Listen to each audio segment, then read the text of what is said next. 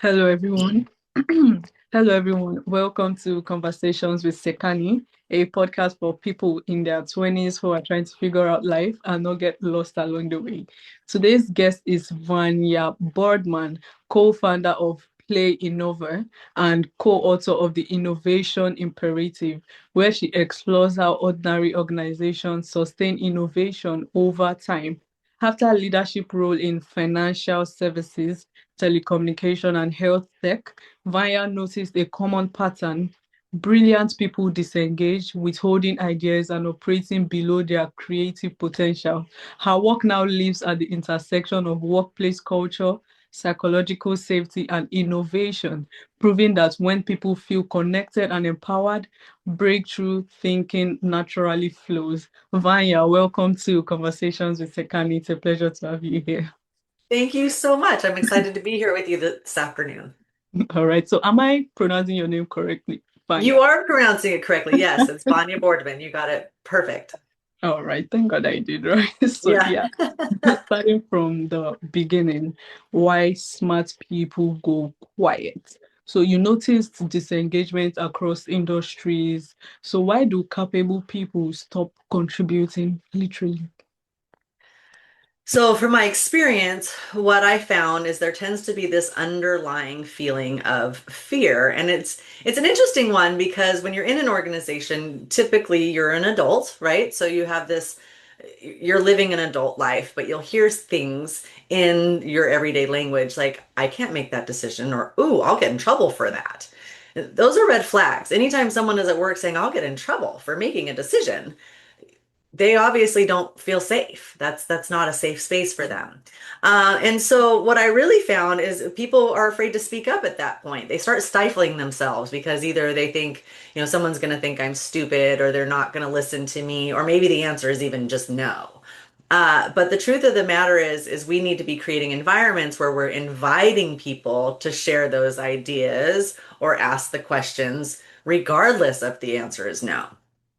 So in different environments, what I found a lot of times is ideas would be stifled. So sometimes someone might share a really great idea or say, hey, I have an idea, or I tried doing this project a different way. So, we have a system and this system works great, but I did it this way and it worked really well for me and I saved 15 minutes. And then you have a leader that says, well, that's not the way it's done. You need to do it in the documented way. But why? If I did that and I did it a different way and it saved me time, it was more efficient, why do I need to do it as status quo?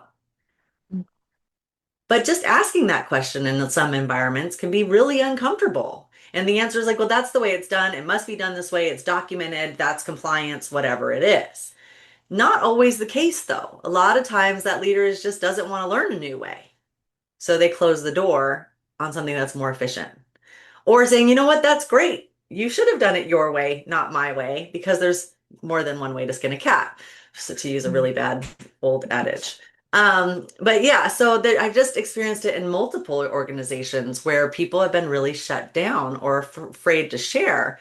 I've also noticed that sometimes it's from leader to leader, that some leaders have very open teams that are willing to share and go out of the way, and other leaders, no one's going to say anything because they won't be heard, they won't be valued, they won't be seen.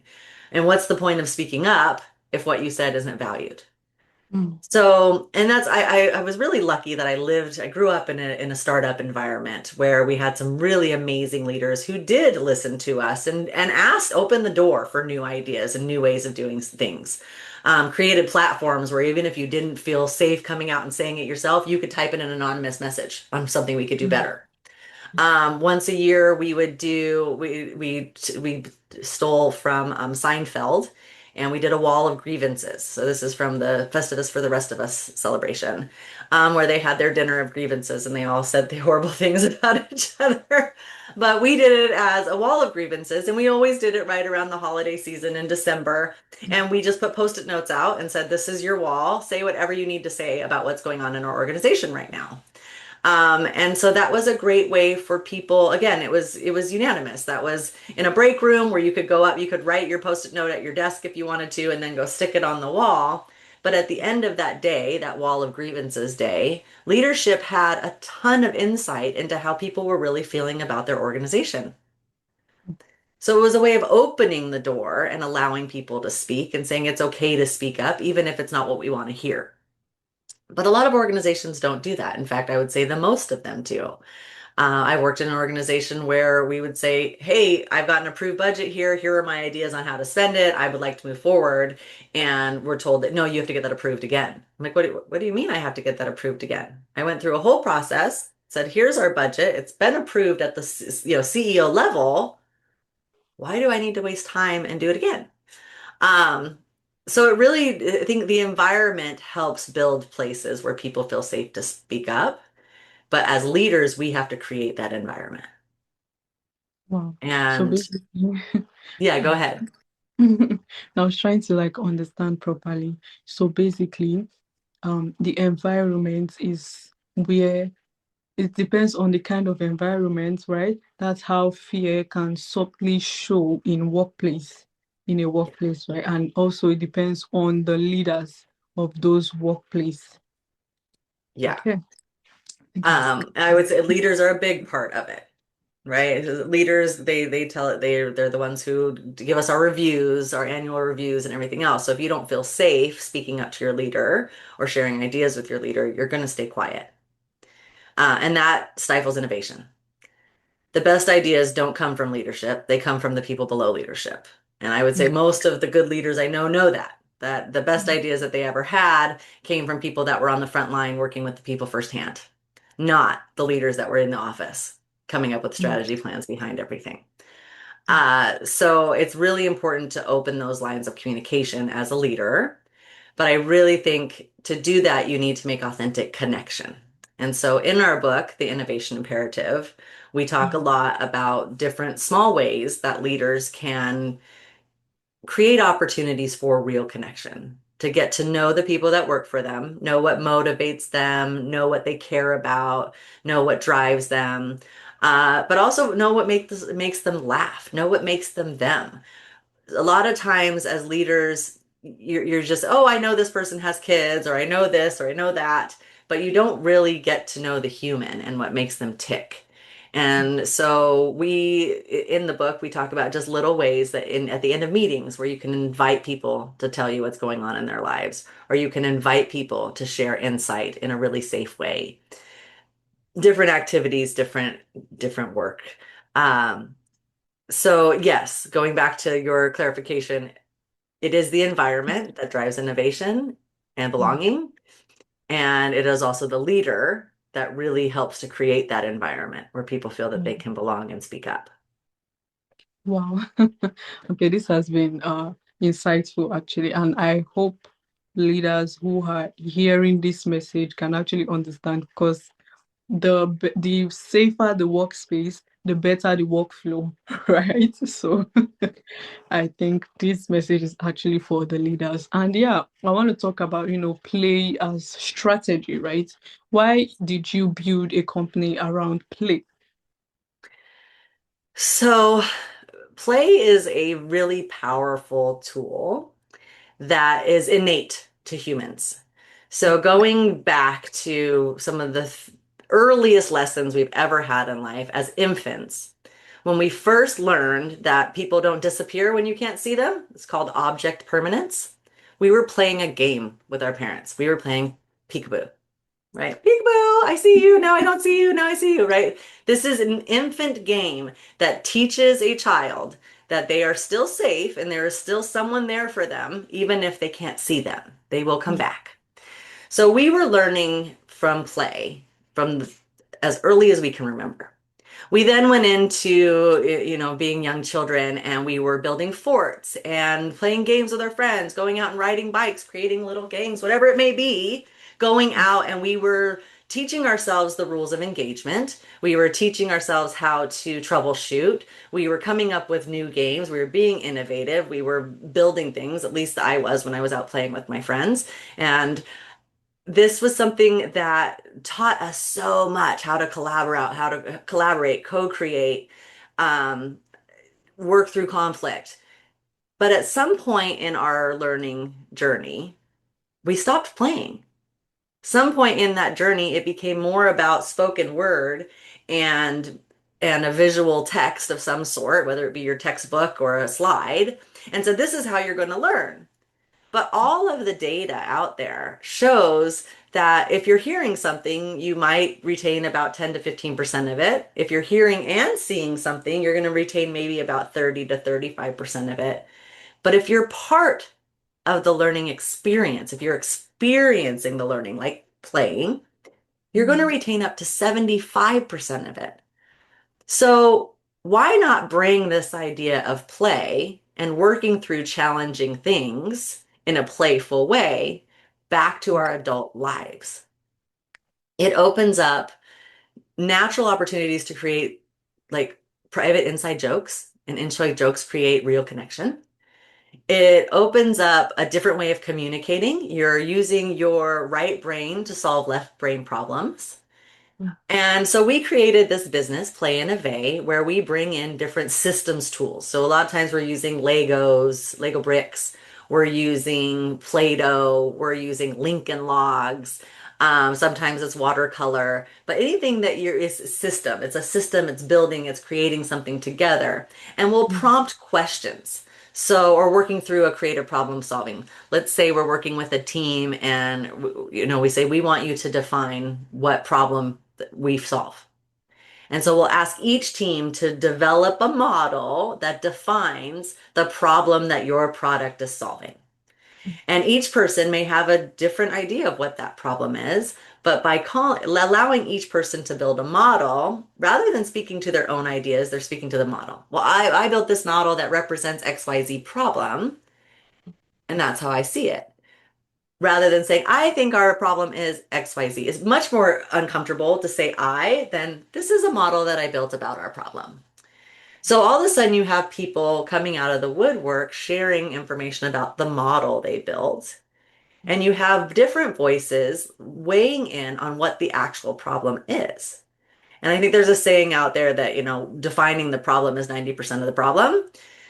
So that helps to define the actual problem. But then we can also ask them, what are your ideas? No right or wrong answer, no budget, no constraints here, just any idea that you have. What are your ideas to solve this problem? How do we improve our product to solve this problem? Build a model to represent your idea utilizing one of our creative outlets. And so this just opens a line of communication that would be closed otherwise. And because we're doing it in this playful way, it feels safe to share more than you would otherwise.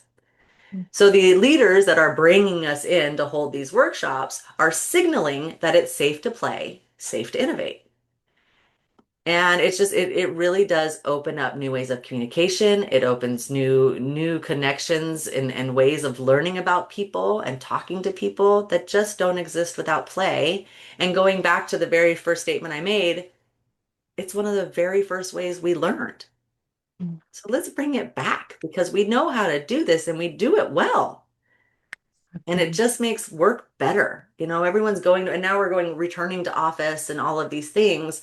We spend so much time in our office or at work, yet people are dreading going there. Let's make it better. Let's make it fun. Let's let people look forward to recess, but also make recess really productive, right? Yeah. So Yeah. that was kind of the premise behind Play and Innovate, is that we can make Oh, work better. actually, well, I feel like that's a very, very interesting strategy, right? It's very interesting and it makes work lovable. I think I should use that word lovable because not many people love, going to work or looking forward to recess and stuff like that. But Yeah. then again, right, I feel like it is often misunderstood, especially in professional environments, right? So why do you think play is often like misunderstood? I'm going to do a big sigh there because yes, play is definitely misunderstood. And it's something we actually it's a barrier for us. The fact that Mm, play is in the name and we've received recommendations that maybe we should change the name and remove play from the name because it can be a mm, barrier to getting into working with businesses.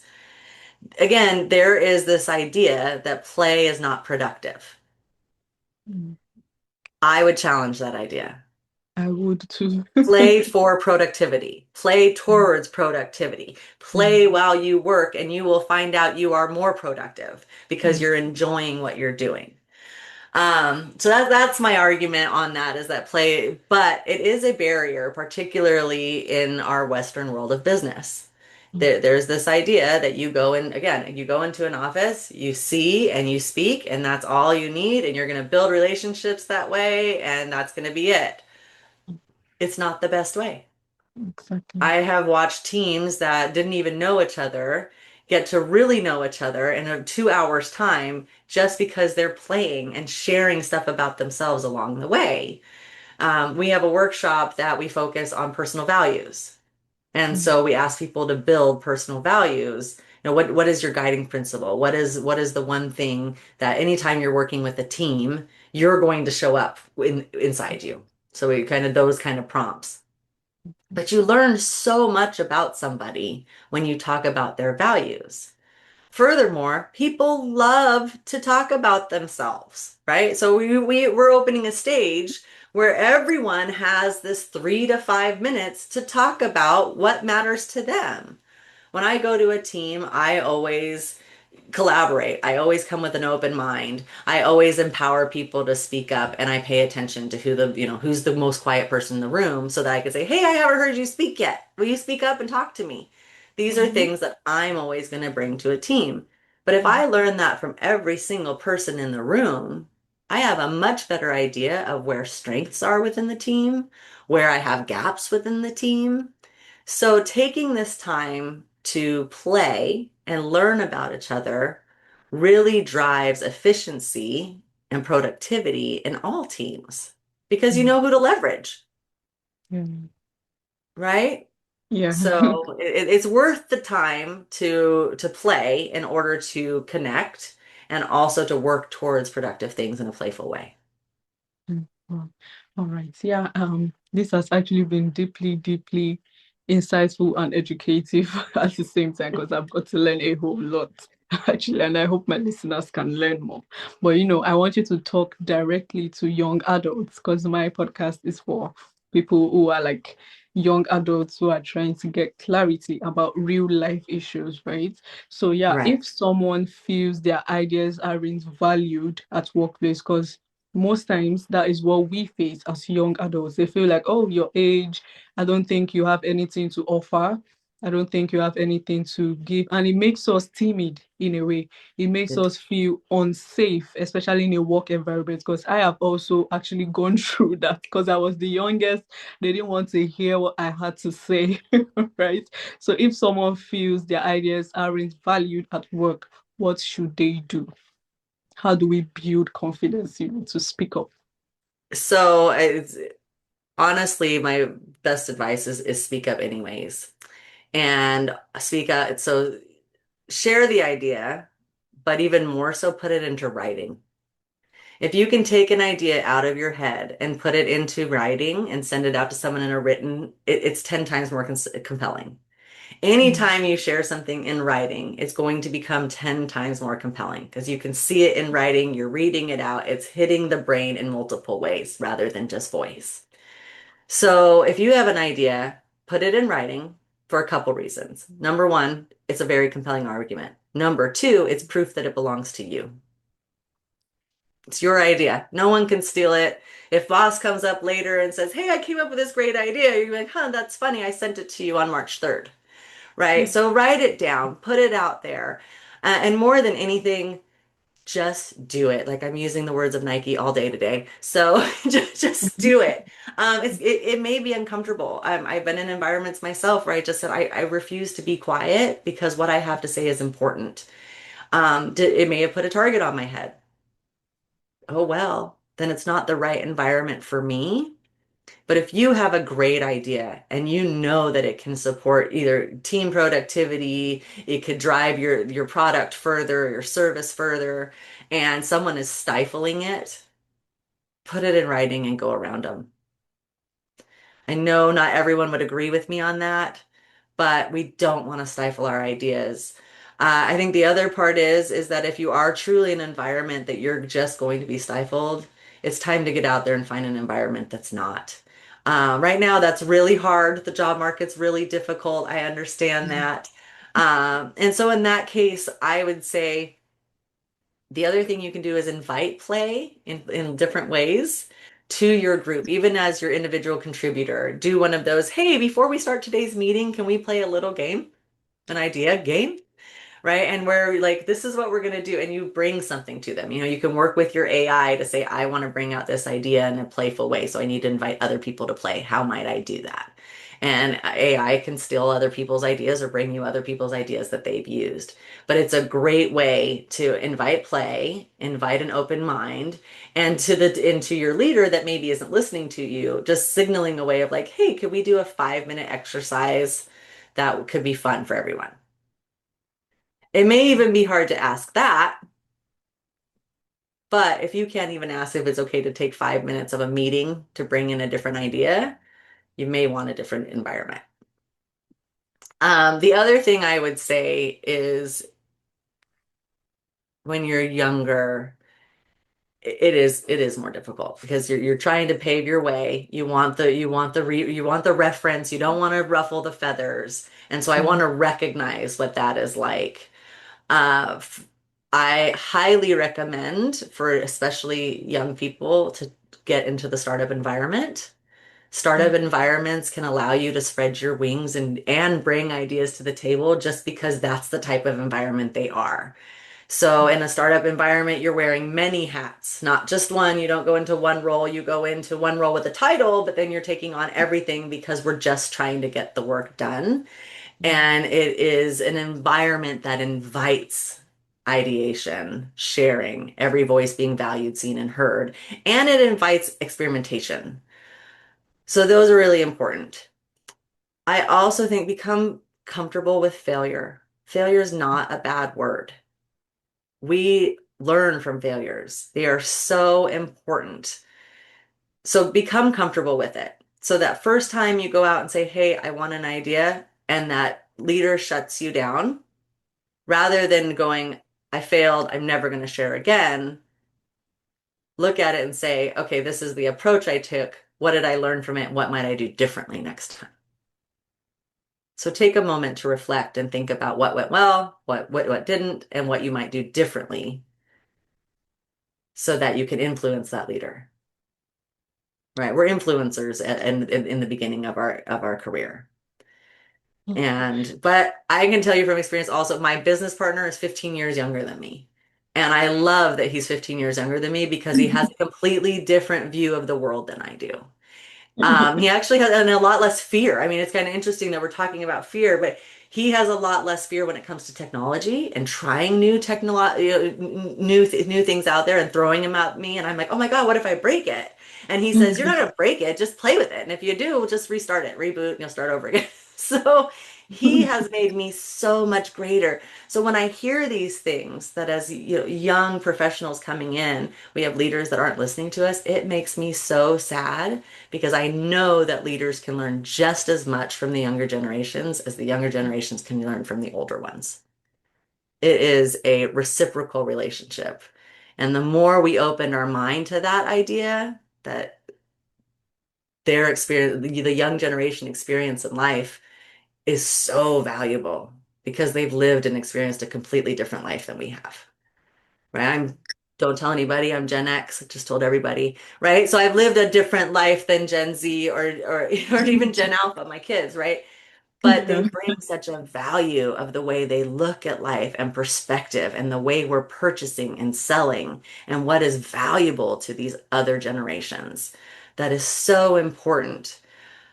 So for the younger generations, don't be quiet, don't be stifled, keep talking, keep sharing, and just be courageous. be courageous. Okay, Yeah, be that's my courageous. best advice, right? Be courageous. I've been using the term, fortune favors the bold, fortune Yeah, favors the courageous. Be bold, be courageous, and don't let anybody silence you, especially if you have a great idea. Okay, yeah. Thank you so much for this. I felt like you spoke directly to me. I really needed to hear that, and I hope my listeners also would learn from what you have told us today, the insights you have shared with us today. So yeah, I want us to move to the last segment of my podcast. Usually, I do a rapid fire segment, right? So Oh, I ask okay. some questions and you answer. So starting now, safety or speed? Safety, Okay. Control or curiosity? curiosity, All right. Silence or voice? voice, Play or pressure? play. All right. And then finally, compliance or creativity? Ooh, it depends on the environment, but always creativity. Okay, always creativity. All Well, right. I think about, in the financial field or even commercial real estate that I was also in, there is a level of compliance that you must follow or Okay. heavy lawsuits could fly, right? So find a creative way to be compliant. That was a smart one, actually. That's my advice. Find a creative way to stay compliant. All right. Wow. Yeah. Okay, Vanya, this has been amazing. Thank you so much. And where can listeners get to know more about you and what you do? You can check out more about us at playinove.com, and that's PLAYINNOVE.com or playinove.com. Or check out our book at The Innovation Imperative. You can find it on Barnes and Nobles, Amazon, pretty much anywhere that they're selling books today. You can find The Innovation Imperative by Vanya Boardman and Austin Roberts. Right, okay, so yeah, thank you so much, Vanya. And to my listeners, thanks for tuning in to Conversations with Sekani. If this episode sparked something in you, make sure to share to someone who you think might need this. And also subscribe so you don't miss out on new episode. Thank you, Vanya, and do have a wonderful day. Yeah, thank you, Sekani. I appreciate you.